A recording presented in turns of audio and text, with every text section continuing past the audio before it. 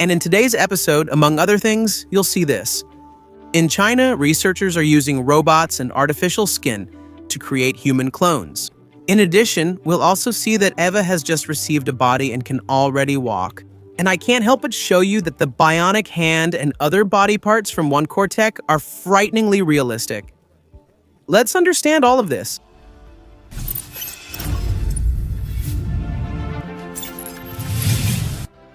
Hello, impressed viewers. I'm Carlos Alves, and you're watching Incredible Reality.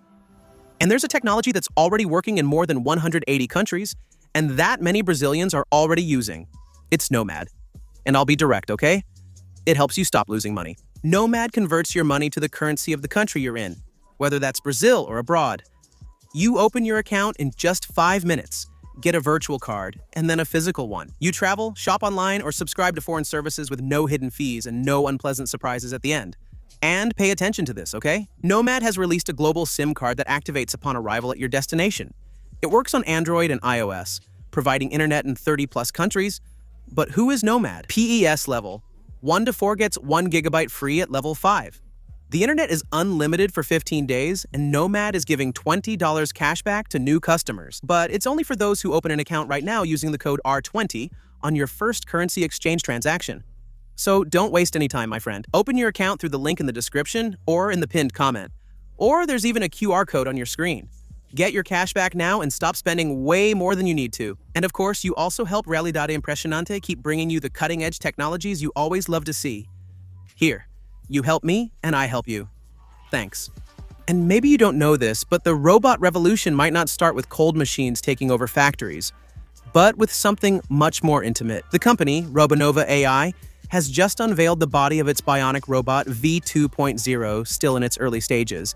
Being guided by a human hand, it's a fact, but already making clear the path this technology wants to follow from now on. And this path isn't just about walking, it's about feeling. While the body is still learning to walk, the real breakthrough is happening inside this machine. The Eva.i model, for example, which I shared some details about in previous episodes here on the channel, was developed and designed not as a tool, but as a personal companion computer. The robot is able to perceive emotions, interpret behavior, and respond in an increasingly natural way.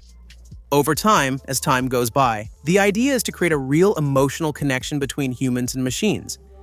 And this starts with a multimodal interaction system, meaning it uses several senses at the same time. The robot can identify where your voice is coming from and naturally turn its head in your direction. In addition, it can analyze your facial expressions through an optional camera, understanding the subtle changes in your mood. Then it combines all of this with a conversation history, so it can interpret your feelings and suggest much more appropriate responses. It's not just an automatic reply, it's adaptation. Over time, the system learns patterns, recognizes habits, identifies recurring emotions, and starts to personalize each interaction. It's as if it's actually building a relationship with that human. And the most curious thing is how this extends to the robot's body. Eva.i was designed with touch sensors distributed throughout the entire body, capable of detecting pressure and location. In addition, it maintains a temperature close to that of the human body, around 37 degrees, creating a much more natural sensation to the touch. It's a fact that we're still seeing the first steps, and literally a robot that, yes, still needs help to walk.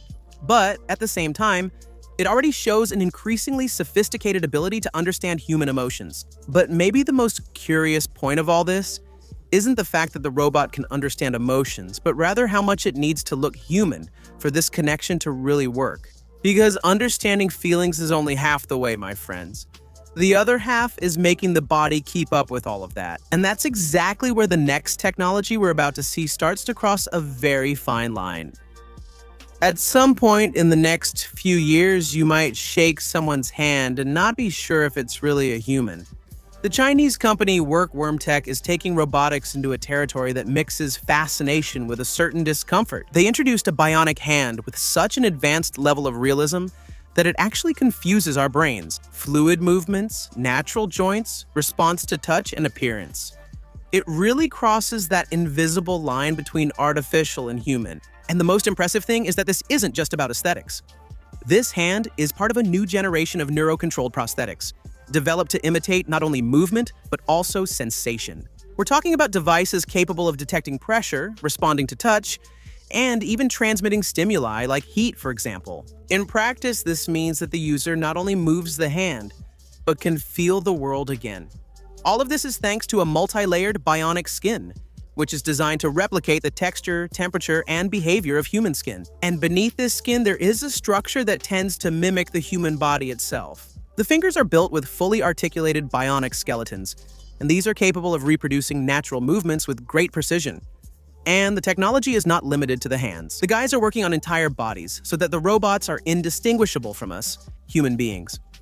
Wargorm Tech's focus is to create companion robots with emotional intelligence. The company already separates its products into different lines, including models capable of having deep conversations, remembering past interactions, and adapting behaviors based on the user. In addition, they offer something even more intriguing: personalized cloning on a real scale.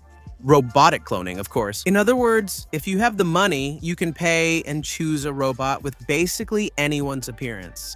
Using high-precision silicone, it's possible to create facial and body replicas that are unique to each person, practically indistinguishable from human appearance. Each unit sold is made to order, taking about 3 weeks to produce. And this is exactly where the technology starts to touch on something even deeper. Because we're talking about more than just robots that perform tasks, but machines that imitate our presence. They reproduce touch, respond emotionally, and that's where, little by little, they start to occupy a space that was once exclusively ours, that was human. Now, think with me. If a handshake can already feel real, how long will it be before we really can't tell who's on the other side, whether it's a robot, a machine, or a human being? And when we look at this level of realism, with skin that reacts to touch and a temperature similar to our own body, it's clear that robotics is trying to copy life in every detail. But what if, instead of just imitating us, they started using actual biology to build these machines? Then what? Because that's exactly what some researchers are already doing. Pay attention to this report and you'll understand. What if the robots of the future weren't made just of metal, but of living muscles? Yeah? Researchers at the National University of Singapore have taken a step that could completely change the course of robotics. What they created was lab-grown muscle tissue that can train itself, without external commands, without direct programming, and without human intervention. The idea comes from something that already happens naturally in our bodies.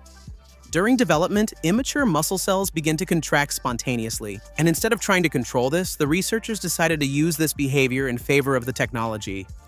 They connected two muscle tissues with a sliding structure. When one muscle contracts, it pulls the other, and this second one responds by contracting as well. The result is a continuous cycle of movement, an automatic workout that strengthens both tissues at the same time. And this solved one of the biggest problems in biohybrid robotics: the lack of strength. With this new method, the muscles reached performance levels that are much higher than those grown the conventional way. And that's what made it possible to create something really impressive: a biohybrid robot called Ostrobot.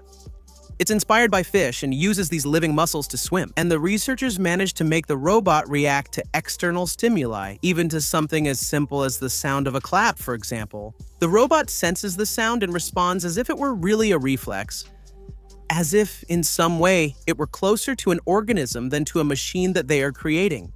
And this completely changes the logic of robotics, because here the movement doesn't come from motors, it comes from life. Now, it's no longer about creating artificial life, but about turning that into something functional in our real world. And that's exactly the next step that's starting to appear in the most advanced humanoids we've seen lately. Let's take a closer look at this one. It's walking and grabbing something at the same time. For us humans, that's automatic, but for a robot, that's always been a problem. In the case of autonomous robots, most of them work in stages. First they stop, then they think, and only then do they act. And it's exactly this limitation that Osterwood Robotics is trying to break with the new terms Gen 2.5. And for that, it wasn't just the software they created, the entire hardware was redesigned. The chassis became 40% more resistant to impacts, which is essential in real environments where mistakes happen. The arms now have 7 degrees of freedom. In other words, they can move in multiple directions with much more precision. And they can support a little over 5 kilograms on each limb. But what really changes the game is in the joints. The new Mountain Bear actuators, installed mainly in the hip area, increase the torque by 120%. And that's more power for movement while operating with up to 80% less heat. In practice, this means that the robot can work for much longer without overheating. And in the industrial environment, That makes all the difference. But the body alone doesn't solve everything. The brain also needed to evolve. The company developed AOS, an operating system focused on humanoid robots, which is divided into three main parts. One controls the full body movement, ensuring balance while the robot is walking and manipulating objects. The other takes care of navigation, allowing it to understand the surrounding environment. And the third is responsible for interaction, using an object-centered vision and action model, which allows it to identify, locate, and pick up items without needing to stop moving. And this is where things start to get really interesting, because this ability to do two things at the same time is exactly what separates a demonstration robot from a truly useful robot. The company behind the robot was born inside one of the most respected labs in the field, Romola, at University of California, Los Angeles, which is responsible for extremely agile robots like Artemis, for example. But there's an important detail here. An efficient robot on its own is already impressive, but the real breakthrough happens when several robots start working together. Because then we're not talking about individual machines anymore, but entire systems operating in sync. And that's exactly what this next technology we're going to see will show us. Controlling a robot is already difficult. Now imagine controlling dozens, all at the same time, at high speed and without collisions. Researchers at the University of Cambridge and Japan's National Institute of Advanced Industrial Science and Technology are working to solve this problem now. What they developed was a system capable of coordinating multiple robots, performing extremely fast and complex maneuvers at the same time. All of this in tight spaces, without them colliding. The secret lies in a new form of motion planning. Normally, when several robots need to move together, the calculation of the routes grows exponentially. The more robots there are, the harder it gets to avoid collisions. And there comes a point when the system simply can't handle it in real time. But this new approach now combines these two worlds. It mixes the continuous physics of the real world with a much faster and more efficient search system. This allows for calculating trajectories for dozens of robots at the same time, almost instantly. And there's a detail that makes all the difference in all of this. The system doesn't just analyze where the robot is, but also how it's moving. Speed, force, inertia, all of that goes into the calculation. And that's what researchers call a kinodynamic approach. The system was tested with 40 robots in a tight environment, including drones and ground robots, all of them moving simultaneously at high speed, performing complex maneuvers without any collisions. And this is where the technology starts to show its true potential. This control doesn't just happen in what we see, it starts much earlier, back at the most fundamental scale of matter. And what if the secret to building the future of quantum computing had been hidden all this time in our DNA? Researchers from different parts of the world have developed a technique that seems straight out of a science fiction movie. But no, it's something real. What they're doing is using DNA origami, folded structures on a molecular scale, to be able to position quantum light emitters inside chips with nanometric precision. And this solves one of the biggest challenges in current quantum technology, because for quantum systems to work reliably, it's necessary to control exactly where each photon emitter is. And that has always been the big problem. In traditional methods, these emitters appeared almost randomly, without precise control, without predictability. Now, this new approach completely changes the game. What the researchers created were small triangular DNA structures, which work as programmable molds. Inside these structures, they inserted specific molecules that interact directly with ultra-thin semiconductor materials. When these elements connect, they create exact points that are capable of emitting individual photons. In other words, quantum light is now controlled with a level of precision that is quite impressive and hadn't been seen before. What we're talking about is an average positioning of about 13 nanometers. For reference, that's thousands of times thinner than a human hair.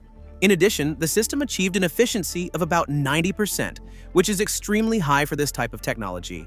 But it's not just about precision, it's about stability.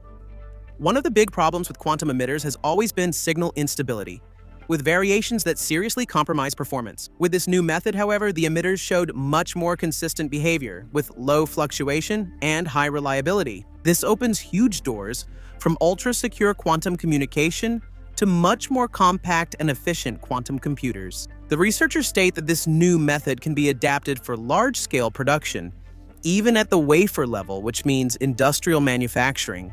And when we reach that level where DNA can be used as an engineering tool and technology starts being built atom by atom, it's impossible not to think about the impact this will have on our lives, on our real lives. Because this whole revolution doesn't exist just to make machines more advanced. At least we hope that's not the case. It exists to solve human problems, our problems, and sometimes in the most direct way possible. One of the most difficult effects of cancer treatment doesn't end when the disease is over, it continues afterwards, right there in the body. One of them is the buildup of fluid caused by damage to or removal of the lymph nodes, which can cause constant swelling, pain, and even limit simple everyday movements. And currently, to treat this, many patients still depend on large, expensive, and impractical equipment. But researchers at the University of Waterloo are trying to completely change this scenario.